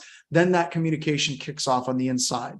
Don't worry about annoying customers with lots of phone calls. You're not trying to sell them an extended warranty for their car's insurance. You're not trying to tell them that Diet Dr. Pepper tastes more like regular Dr. Pepper. You're literally trying to get permission to test and throw hacker tools at their environment. In person is better than video. It's than a video chat. Phone is better than email. Text is better than literally anything, and Twitter and anything out there is better than Twitter. Okay. So let's talk about Recon. One of the things I think that is ignored, and I need to drive this home with more testers, Recon isn't just trying to identify an attackable surface. Recon also exists to validate the scope that the customer gave you. So you can do Recon and you can check and you can say, so we're testing a bank in Missouri. Did anyone notice when we were reconning their IP addresses that a bunch of them were like Russian farm supply stores? Does that strike anybody as weird, or is that just me? Or we had one situation where a customer gave us a range of IP addresses that were in Iran. We had another customer that dropped a digit off the front, and all of a sudden they gave us IP addresses to test in DoD. I had a customer that literally gave us IP ranges, and we validated the IP ranges. It was literally, there was a system that belonged to a casino that wasn't the casino that was set out to hire us. When we contacted our customer, so you gave us this /24, and we just noticed that one of these systems belongs to another casino. And they responded with, oh, yeah. We let them use some of our IP address space. They rent that from us. Can you just go ahead and exploit all the IP addresses and find out which casino owns which IP addresses, just so we know? And it's like, no, we're not doing that. So use Recon, not just for identifying vulnerabilities, but also going through and identifying scope issues. And yes, we literally had a customer. They didn't know where their IP addresses were, so they gave us these huge ranges because they figured they were in there somewhere, and they literally gave us IP addresses for half of Canada. So it's just some potpourri. One of the things I like to bring up is default scans. If you look at default scans, you can definitely come up with a better scan than something default from Rapid7, Qualys, or Tenable. You totally can. You could tune them. You could make them better. The defaults are lame. You can make them run faster. You can make them more effective. Don't change them. When you're testing, this is incredibly important. Do not F with the default scans unless you take something away. With our default scans, we actually disable authentication checks because that tends to crash people's systems. And the reason why we stick with the default scans is because if something goes horribly wrong, who's to blame? So let me give you 2 separate examples. Let's say I'm scanning an environment and we bring down a fragile system, and we are using a default PCI network scan. It's easy for me to say, this is a default scan. This is the scan that's put out by PCI, ASB. We did nothing but disable authentication checks. I think the issue isn't the scan profile, but rather your fragile system. Let's say that you hot rod your scans. You have a Nessus scan that's just It's gorgeous. It's all things. It's beautiful. It's the beginning of artificial intelligence and vulnerability management. And you run that and it brings down a fragile system. Now, all of a sudden, the narrative in the conversation is your scan profile broke my system, and good luck fighting your way out of that one. Now, I've had testers in the past, they disagree with me. This is actually a rule at Black Hills Information Security. And every damn time I've had a tester that's tried to disagree with me, eventually they get burnt. And they're like, oh, I didn't run the default scan and I brought down their network. It's time to get out the cone of shame. I do not like the cone of shame. Put the cone of shame on. Next thing is web checks in your vulnerability scan. Turn them on. They're horrible. I mean, they're really not good. Burp, Zap, any commercial scanning tool for web apps are much better. They're going to slow the scan down, turn them on. And in many of the default scan policies for things like PCI, they're enabled. Turn them on. And the reason why is because contracts and coverage. If you're scanning and in the contract it says you're going to check for web app vulnerabilities and they have 400 web servers and you shut off those scan checks, then you've just not checked for web vulnerabilities for 400 servers. You're going to be in breach of contract. This gets you to the point where you can make sure that you get at least adequate coverage per the contract language to make sure that you're testing the things that you should be testing. So turn on your web checks. Things that are going to kill you. Password attacks. Password attacks, like I would say out of like the 5 really bad days I've had at Black Hills Information Security, 3 of them were because somebody ran a password attack, brute force, and password spray, and they brought down a customer network. They're the worst days. 3 of the worst days. The other 2 are coming up on the next slide. 3 of the worst days came from this.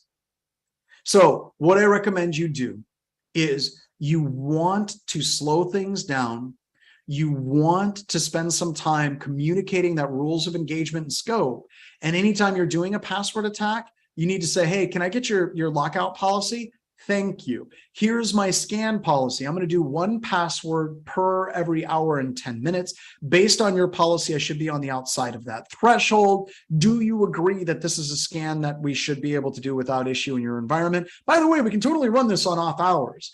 You're going to move very, very, very slowly. If at any point when you're testing, you're like, the account policy lockout is 5, I'm going to set my password to 3. This isn't going to be, congratulations, you're going to smoke a customer's network. So you need to constantly communicate and ask for these policies in screenshots, and then ask other questions like, do you have any service accounts in your users group that may have a different account lockout policy associated with them? I'm asking for a friend.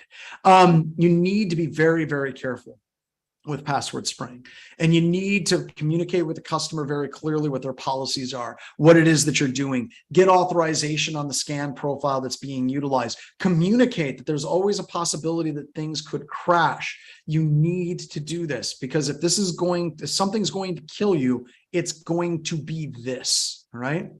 Other things that are going to kill you, much less of an issue, but it's still bad, is bandwidth.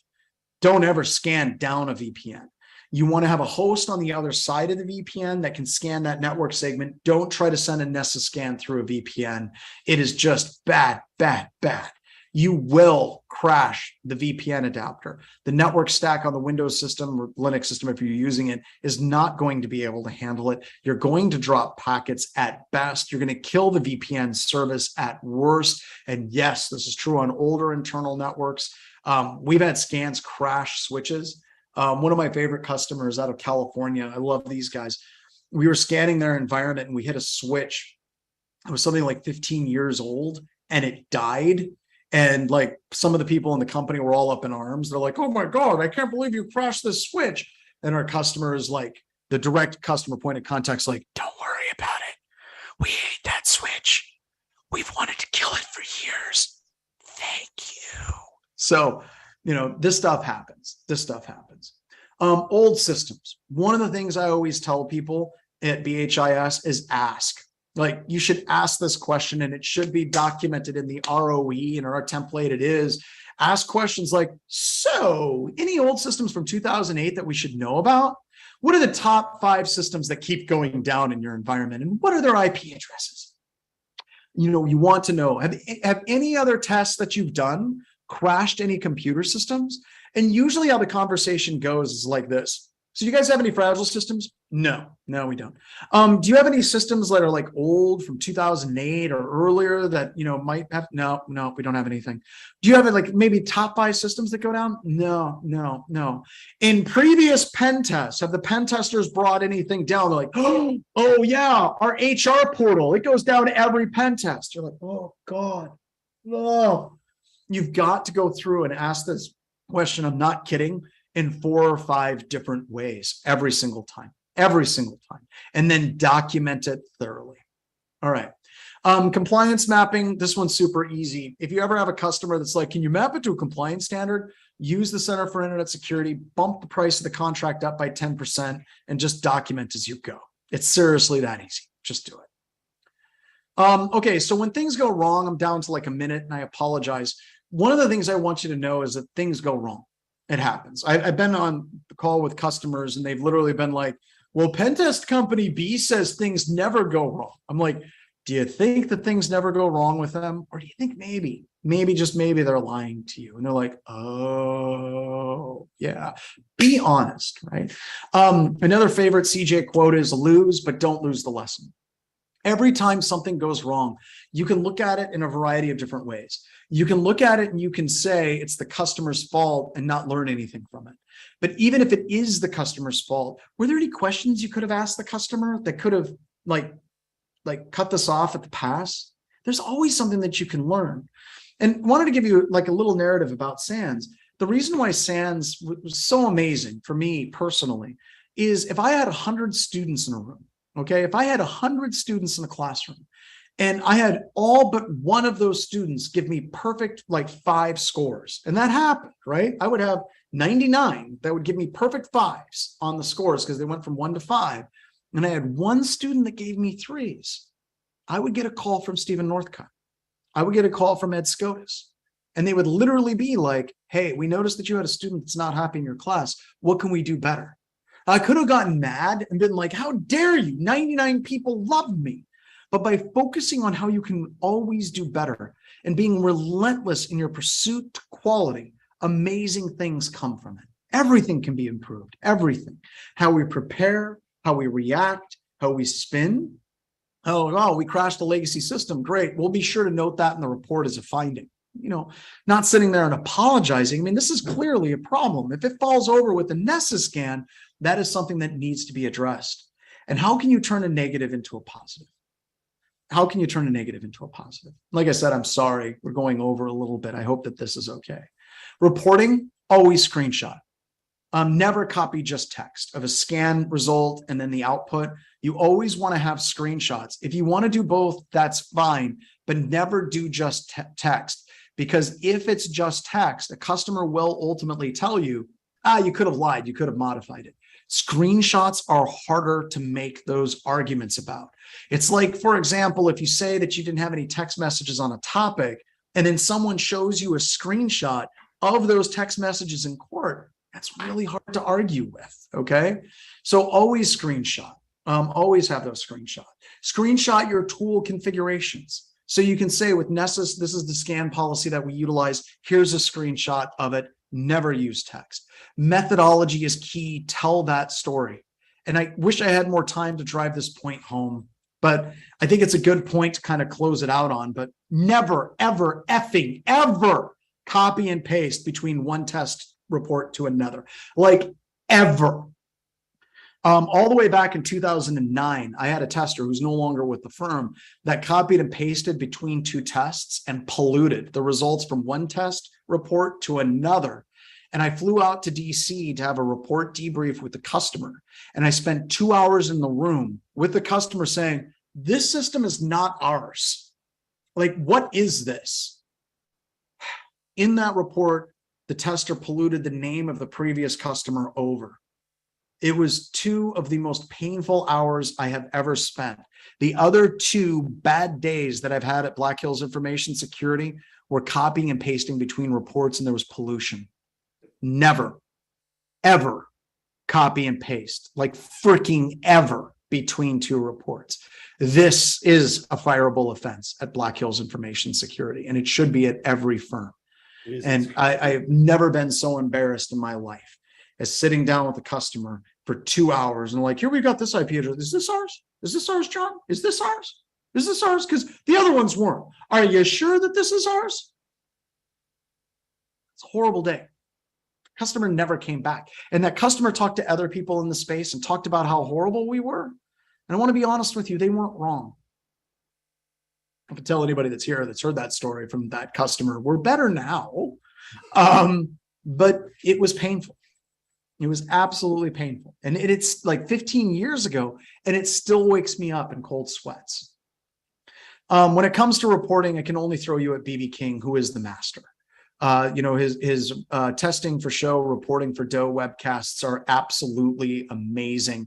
Look for his webcasts online. I would also encourage every tester out there to go to noredink.com, set up an account and go through it. It's going to help you practice and it's going to greatly improve your writing. So please take advantage of it. Reporting frameworks. I just want to throw a shout out to our friends at PlexTrack. We don't use PlexTrack, and it's not that they suck. It's just that we're so ingrained into our legacy reporting templates and everything that we have set up. But working with something like PlexTrack or a reporting framework will help reduce the copy and pasting. It'll help you reduce your reliance on trying to write things up. It'll bring consistency to what you're doing. So please have a framework for your testers that you can use. Finally, the debrief meeting. You're gonna have it set up as multiple audiences, plan up front in pricing.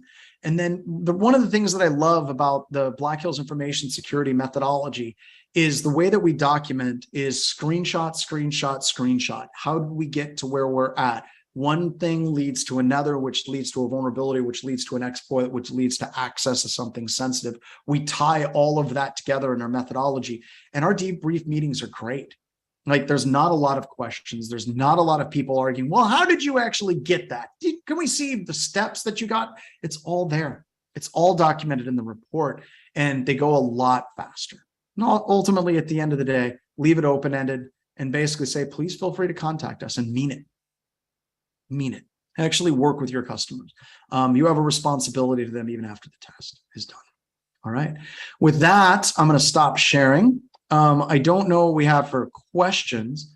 And by the way, we got Darth Kevin is with us today as well. I am here specifically to wish you a happy birthday tomorrow. That's fantastic. And you're so close to it. I'm 24 hours off, right? You're 48 hours off, but you're close. Shit, I thought it was tomorrow. Damn it. So last week when I did my webcast, we all discussed it and we decided that the right thing to do, and is everybody unmuted?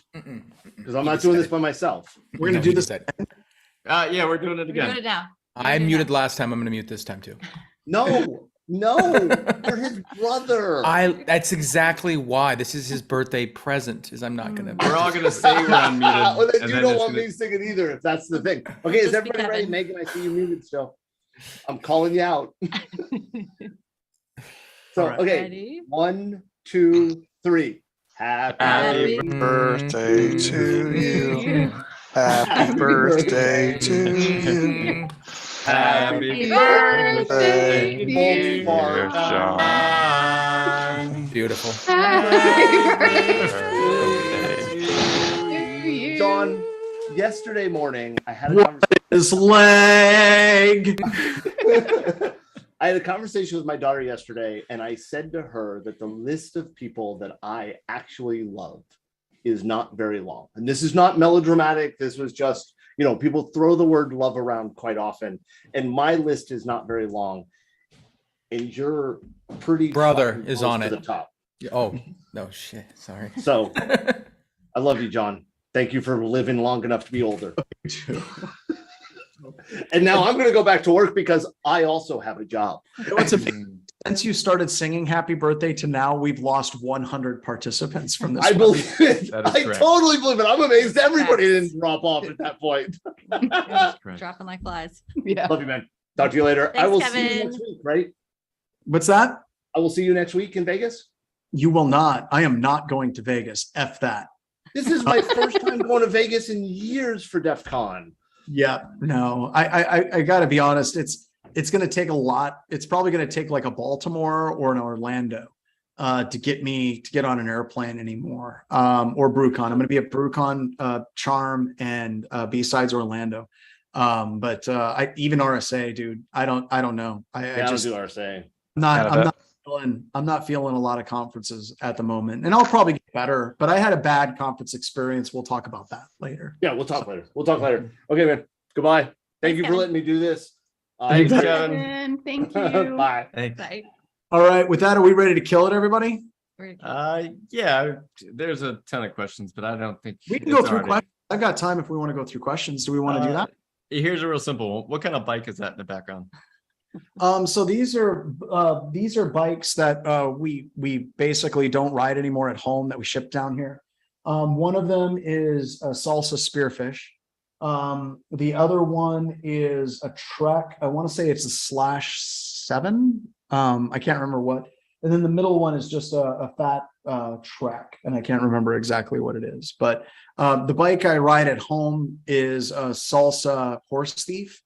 And my wife, I think she rides a Top Fuel, is the bike that she rides. But those are the bikes that we have. So what other questions do we have? Have you encountered a client that asked to test a few systems, and it turns out that the assets were hosted and managed by a third party that testing were going to be in place, and not happy about that, aka they wouldn't authorize the test? No, and we've had that happen. And usually by doing our scoping and rules of engagement and the questionnaire that we have, we actually have that as a question in there because that's Pentest in the past. And we literally ask that point blank to our customers. And in the class, like the intro to pen testing class, you got a small section of it. But we go into a lot more detail about avoiding that problem, or trying to avoid that problem. Because even when you ask it point freaking blank, a lot of times like, no. And then you find out, like, oopsies, we probably should have told you that. But that goes into that CYA folder. If the other firm gets mad, you can be like, look, this is what they gave us as a range. So you can look at it there. So when is the next intro to pen testing class, John? Right now it's on demand. It should be live and on demand. And I think that Megan, correct me if I'm wrong, the next time is in Deadwood. Yeah. This will be the first time, folks, that I've taught live in person in, I think, 4 years. So if you want to come to Deadwood and you want to see the class and you want to like see what it's like, take a class from me, come out to Deadwood. It'll be a great time. Check it out. Okay. And with that, Brian, do you have any questions that you want to ask? Me specifically? No, Yes. not you, like from the audience. Brian. Oh, from this. No, You know, Brian, go. there's John, how long do you want to be here? I could stay another 15 minutes, I think, I suppose. So I'm trying to find one that's not like War and Peace here. Oh, for physical penetration test, you'll have a sample documents to share to minimize the likelihood of things going legally wrong. yeah, absolutely. So once again, you go back to the rules of engaged scoping. There's actually a section in there that specifically talks about, does law enforcement need to be notified? What is their get out of jail free card? It minimizes the risk, but it doesn't completely get rid of it. But it is something that should be there. So somebody asked a question about the 5x5 rule. Do you expect each pen test to take no more than 5 minutes of elapsed time? I don't think they quite understood what that was conveyed. 5x5. So let's say that you have 150 vulnerabilities that you're going through, right?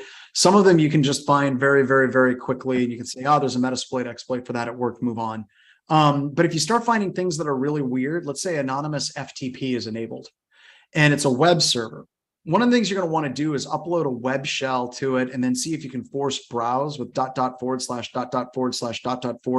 / / like var log and then access your web shell. You want to try that, but you don't want to spend the entirety of your test trying to look at that one vulnerability. So what you're going to do is try 5 things, 5 minutes, or 3 things in 3 minutes, and then move on. So we're not talking about the test should only be 5 minutes long.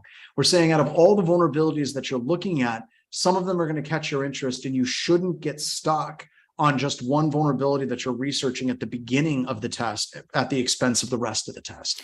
So here's another one, and I think I know your answer to this one, but I like it. That's why I'm asking it. So for burnout, how do you manage an 8-hour workday with studying for certs such as OSCP and keeping up with new technologies? So I'm going to warn you, if you're doing studying in almost any company that you're doing, that self-improvement that you are doing is going to be it's going to be something that you take with you forever. So if you get your OSCP, if you get your CISSP, if you go to Antisyphon, you do cyber range, that the company is never going to take those away from you. So when you're trying to improve yourself, I expect anybody that's going for certifications or things like that to spend that on their own time. But there's a caveat to that. Okay. I expect them to do that on their own time if they're going for it. If, however, let's say we have one of the things we need more testers for is mobile app web pen testing, right?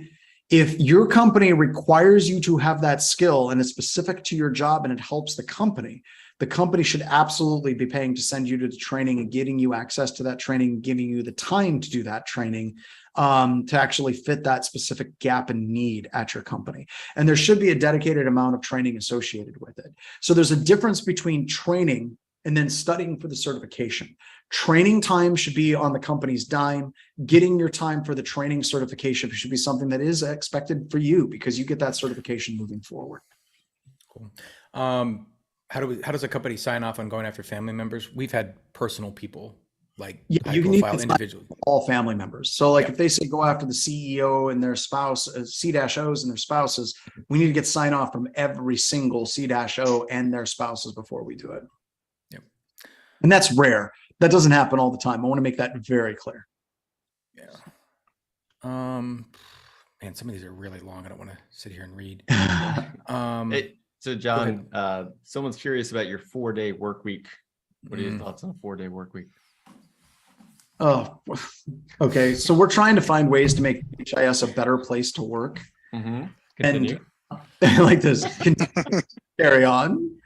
And it boils down to a 4-day work week has two separate things that you can look at it, right? We could have everyone work 4 9s and you basically are reducing, or 4 10s or whatever, but you're still reducing the total amount of work that people do, which is something that we're seriously thinking about, right? That is something that there's been tests and they say that productivity improves. There's also just saying 4 10s. You can do 4 10s and then you can take every Friday off. That's fine. But ultimately, what we like to do at Black Hills Information Security is if you can work 4 10s and you don't have any customer meetings or anything that you need to attend on Friday or Monday or Wednesday or whatever, do it. You have that flexibility in your schedule as an employee working from home where you can do those things. No one is like chained to their desk from a 9 to 5 perspective. Now, we expect our testers and employees to be available if there's a phone call or a quick question. But seriously, if an employee wants to put and set up their customer meetings and set up all their testing and be done in 4 days and take off a Friday, that's absolutely something we don't have a problem with. And then can you talk a little more about the ROE template? So our ROE template is really, really, really long. It's like, if it's a vulnerability analysis, here's the questions that you need to ask the customer. If it's a pen test, here's the questions that you need to ask as well. So it's a template that I give out to all of my students in the intro to pen testing class as well. So. All right, John, I think that's it. Yeah.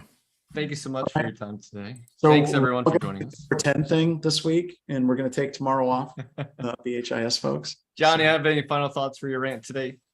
No, it was a lot of fun. Good to be back in the webcast, and there'll be more webcasts coming up. So just sit tight. Also, once again, go check out our Twitch, Antisyphon Twitch, because we're doing these little dense, like super technical nuggets. Please go sign up to it. It means a lot to us. I don't quite understand how it all works, but I know that signing up for our YouTube channel and signing up for a Twitch live stream is good for us. It's good for you. Yeah. It's like broccoli. And I do want to just, since you're still here, if you ever need an active SOC managed services, you know where to find. Oh yeah, that advertising. You're going to have to talk to me, unfortunately, if you do that. That's the only downside of the active SOC. Delightful. We also do incident response and pen testing. I feel like we're sucking at this. Yeah. All right. Bye. Bye. All right, Ryan, kill it with fire. Kill it. Turn it off.